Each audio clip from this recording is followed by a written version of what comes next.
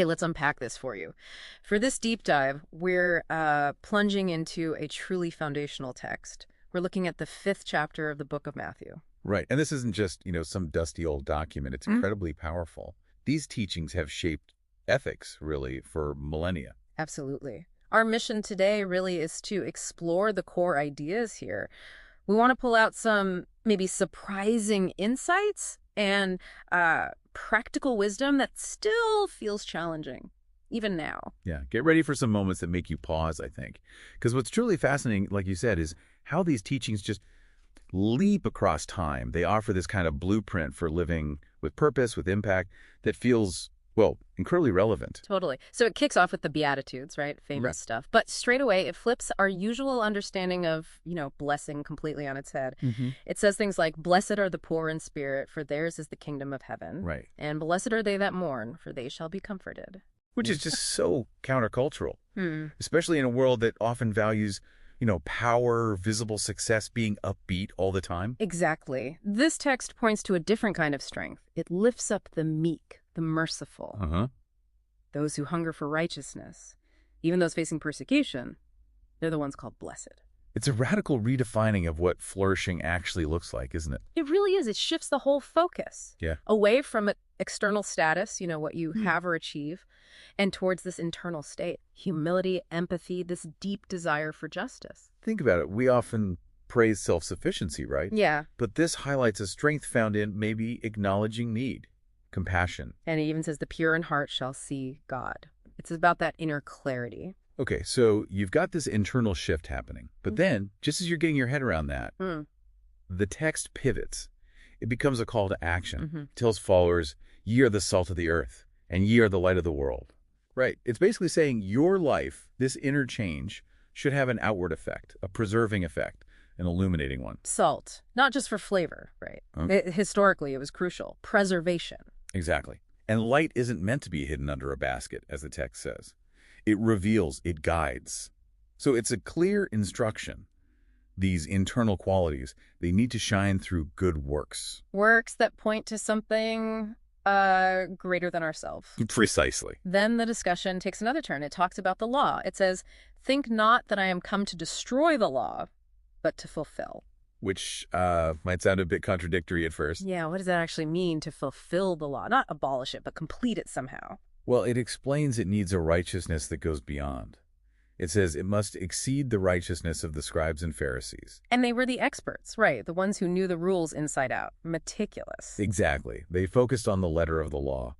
This teaching seems to be saying, look, it's not just about obeying rules externally. It's about embracing the spirit behind them. So, like the example given, the old command was, "Thou shalt not kill." Pretty clear. Yes. But then this teaching escalates it massively.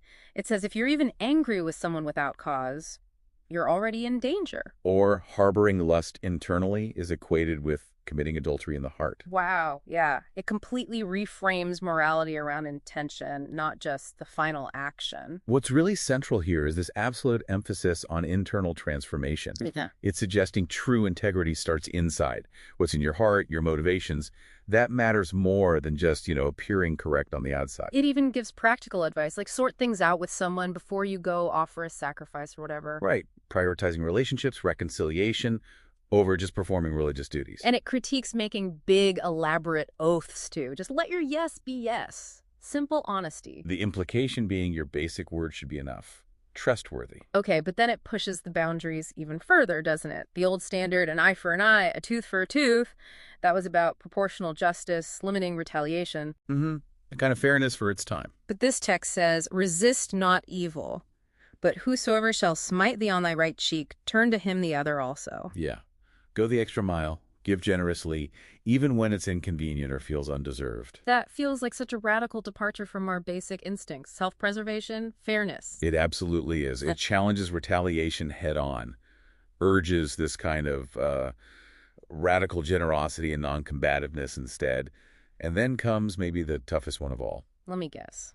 Loving enemies. You got it. Ye have heard that it hath been said, Thou shalt love thy neighbor and hate thine enemy. That was the common understanding. But I say unto you, love your enemies, bless them that curse you, do good to them that hate you. Roughing your enemies. Wow, that feels well, almost impossible sometimes. It goes way beyond what feels natural or fair. And the text connects it back to the nature of God, right? For he maketh his sun to rise on the evil and on the good, and sendeth rain on the just and on the unjust. The standard is this impartial, boundless love. Not just for the people we think deserve it, but for everyone. Exactly. And it all culminates in this incredibly high challenge. Be ye therefore perfect, even as your Father, which is in heaven, is perfect. So wrapping this up, what does this all mean for you, listening? We've seen how this ancient text really pushes beyond just surface morality, doesn't it? It urges this deep internal change. Yeah, from blessing the humble in mourning to this radical forgiveness, even loving enemies, the call is always to move past mere rule following, to embrace a much higher standard. And connecting this to the bigger picture, it suggests this profound shift in perspective, where true righteousness, true goodness comes not just from what you do, but from the very core of who you are, your heart. Which leaves us with a really important question for you to think about. What would it actually look like in your life, day to day, to try and embody this kind of radical perfection, to seek to reflect that ultimate impartial standard in every interaction, even the really difficult ones?